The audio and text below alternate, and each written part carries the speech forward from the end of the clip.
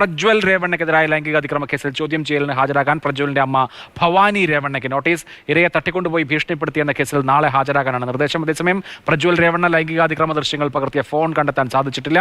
KB ശ്രീധരനാണ് വിവരങ്ങളുമായുള്ളത്. Sreedharan, പ്രജ്വലിനെ രാവിലെ കോടതിയിൽ ഹാജരാക്കുമെന്ന് അറിയിച്ചിരുന്നു. ഇപ്പോൾ എന്തൊക്കെയാണ് നടപടികൾ പുരോഗമിക്കുന്നത്? അഭിലാഷ്, പ്രജ്വലിനെ ഇതുവരെ വൈദ്യ പരിശോധനയ്ക്ക് പുറത്തു കൊണ്ടുപോയിട്ടില്ല. അതിനുശേഷമായിരിക്കും കോടതിയിൽ ഹാജരാക്കുക. പ്രജ്വൽ നേരത്തെ തന്നെ മുൻകൂർ ജാമ്യ ഹർജി കോടതിയിൽ നൽകിയിരുന്നു. അത് കോടതി നൽകിയ ദിവസം പരിഗണിക്കാൻ വിസമ്മതിക്കുകയും ചെയ്തു. ഇനി ഏതായാലും ആ ഹർജി പരിഗണിച്ച് പുതിയ ജാമ്യാപേക്ഷ നൽകുമെന്നാണ് മനസ്സിലാക്കുന്നത്.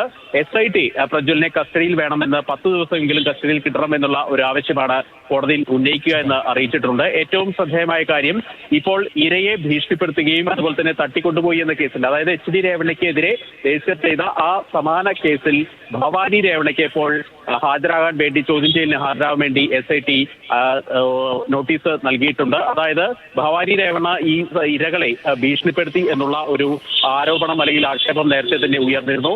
ഈ കാരണങ്ങൾ കൂടി ചൂണ്ടിക്കാണിച്ചാണ് ഇപ്പോൾ നോട്ടീസ് നൽകിയിരിക്കുന്നത്. നാളെ ജൂൺ 1-ാം തീയതി പോലീസ് സ്റ്റേഷനിൽ എന്തായാലും പ്രജ്വൽ രേവണ്ണയുമായി ബന്ധപ്പെട്ട കേസിൽ നടപടിക്രമങ്ങൾ അതിവേഗത്തിൽ പുരോഗമിക്കുകയാണ്.